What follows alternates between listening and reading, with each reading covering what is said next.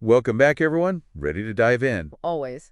Today, we're looking at something by economist Murray and Rothbard Oh, okay. called the fallacy of the public sector. I've heard of this one, yeah. You know how we always hear public sector this and private sector that? Yeah, like they're the dynamic duo of the economy. Exactly. But Rothbard's like, hold up, not so fast. Oh. He's basically saying the public sector isn't really producing goods and services the way the private sector does.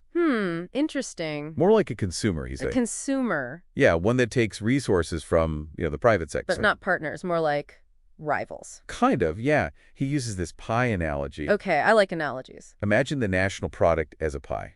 Got it. We think it's sliced, right? Public and private. Makes sense. But Rothbard says the government's slice. It comes straight out of the private sector's piece. Ah, so the government's not adding to the pie, it's just taking a bigger slice. Exactly. And that changes how we think about productivity. I bet. In the private sector, it's what people spend their money on that matters, right? Yeah, if no one's buying your product, you gotta switch things up. But the public sector, it's measured by how much it spends, whether people want those services or not. That's a huge difference. Like you go to Antonia's Italian Grill, you're basically voting for their food with your dollars. Right, businesses have to compete for our business. Government services, you don't always have that choice. Makes you think. Rothbard even gives this example. Imagine the government bans cars Whoa, hold on. and says everyone has to buy buggy. Buggies, like horse-drawn carriages. Yeah, the government could then say, look, the buggy industry is booming, we're stimulating the economy. But people are stuck with buggies instead of cars. Exactly. And it highlights how government spending doesn't always equal a better life for people. So just because numbers go up doesn't mean things are actually better. Right. And that buggy example, well, it makes you wonder, could something like that happen today? What do you mean? Like, what if the government pushed electric cars on everyone, even if the technology or infrastructure isn't quite there yet? Interesting point. Would that really be what people want, or is it the government kind of forcing its preferences? And that leads us to another key point. Government agencies, they don't have the same accountability to us as businesses do. Because businesses have to convince us to buy their stuff. Right. You don't like a government service. Well, you still got to pay for it through taxes. True, true. It's not like you can just choose not to pay for the services you don't want. And Rothbard argues that taxes are a form of coercion. Coercion. It's how the government gets its resources, not through, voluntary exchange like in the private sector. So businesses have to win us over, but the government doesn't. Basically, they don't have to prove their worth the same way. That's a big difference when you think about it. And Rothbard, he backs this up with some historical data. Oh, like what?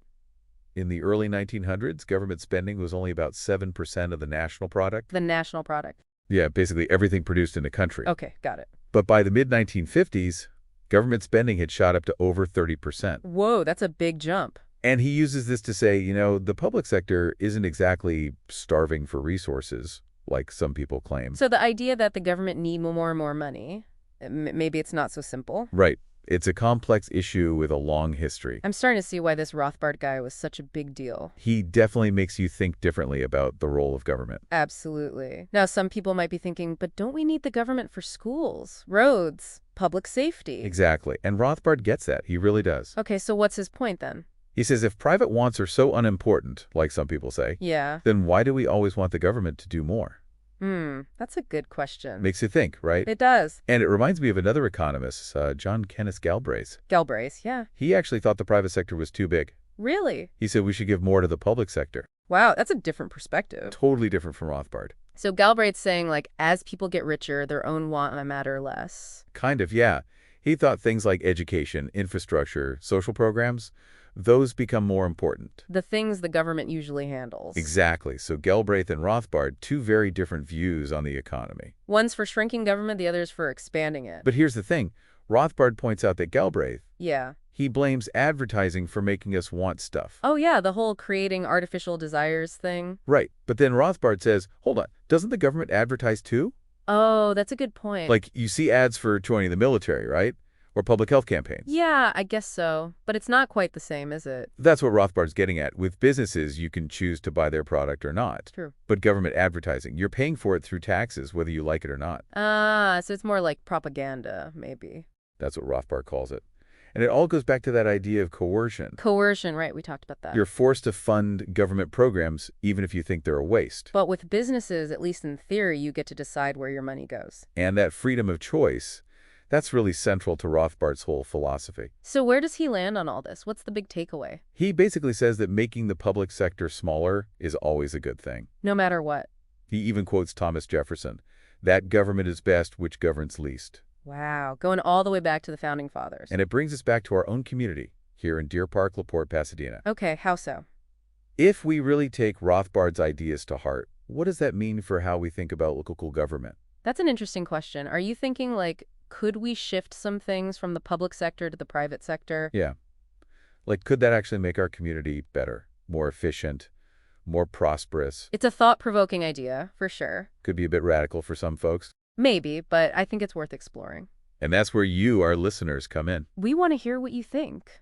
Are there areas where you feel like the government's overreaching? Or services that could be handled better by, say, private businesses or community groups? Every idea counts. We really want to get this conversation going. We really want to get you thinking critically about this stuff. It's all about finding that balance, you know? Yeah, between individual freedom and what we do together as a community. Exactly. Rothbard's ideas, they might seem kind of abstract, but Oh, they're definitely relevant. they matter for all of us here in Deer Park, LaPorte, Pasadena. They make us ask, what does government do well? And where could the private sector do things better? Or maybe even, where can we do things better as a community? And that's really what Think and Act Locally is all about, right? Getting people involved, making a difference right here at home. We believe real change starts locally. Absolutely. So as you're thinking about all this, about the public sector, the private sector, the role of government, Yeah. ask yourself, what can I do today to make things better? That's the key question, isn't it? Maybe it's supporting a local business. Instead of that big chain store down the road. Or volunteering at a community organization. Or even just starting a conversation with your neighbor. About these issues. Because every little bit makes a difference. It really does. We want to hear from you. Head over to our website, thinkandactlocally.com, and let us know your thoughts. How can we put these principles into practice right here in our community? Share your ideas. We're listening. We'll be reading all your comments. And who knows, maybe we'll feature some of them on a future episode. Because at the end of the day, Yeah. it's up to all of us to shape our community. That's a great point to end on. Thanks for joining us on this deep dive into the ideas of Murray Rothbard. Always a pleasure to explore these topics with you and with our amazing listeners. You can find a link to Rothbard's full article in the show notes. Definitely check it out if you want to dive even deeper. And if you found value in today's episode, consider supporting our show. Yeah, help us keep the lights on and the conversations going. You can donate at thinkandactlocally.com. Donate. Every contribution helps. Until next time, keep thinking and acting locally. And we'll see you then. CHEII.